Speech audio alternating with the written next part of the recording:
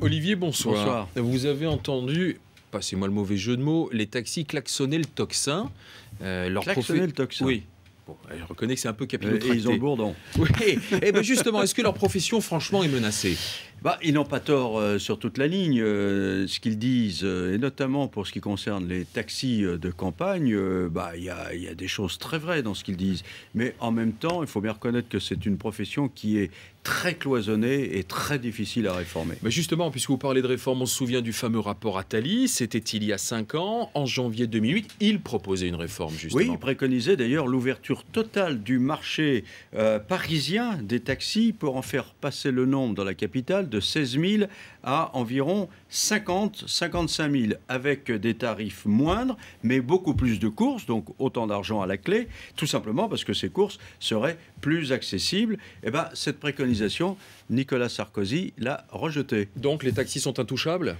Ils ne sont pas les seuls à pas trop aimer les grandes réformes, mais c'est vrai qu'ils constituent un lobby particulièrement puissant. Le général de Gaulle lui-même avait renoncé à réformer la profession de taxi, alors qu'un rapport qui lui avait été remis en 1960 lui recommandait de le faire. Alors quel serait l'avantage de rendre le métier de taxi accessible à un plus grand nombre? Un surcroît d'activité et d'emploi. Et d'ailleurs, le rapport Attali faisait les mêmes recommandations pour d'autres professions qui sont très réglementées, comme les coiffeurs, les huissiers, les notaires, les pharmaciens, les gérants de stations-service. Mais le problème, c'est que ça ne se fait pas en France, notamment dans les pays latins.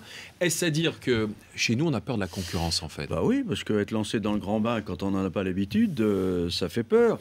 Et le rapport Attali écrivait d'ailleurs, écoutez bien, que la France est une société inadaptée, de connivence et de privilèges, et concluait ce rapport qu'un pays incapable de libérer l'initiative vit sous l'emprise de la peur et voit des menaces là où les autres voient des chances. Donc 5 ans après, finalement, c'est un diagnostic qui paraît très actuel. Oui, c'est vrai que la France est perçue par beaucoup comme un pays où tout est fait pour contrecarrer l'initiative individuelle, et c'est d'ailleurs pour cette raison, beaucoup plus que pour des raisons fiscales ou pécuniaires, que des jeunes et des personnes ingénieuses ont envie de partir. Vous voyez que finalement la grève des taxis, ce n'est pas seulement une péripétie, qu'elle souligne l'immobilisme, la peur des réformes et la peur des politiques à assumer ces réformes.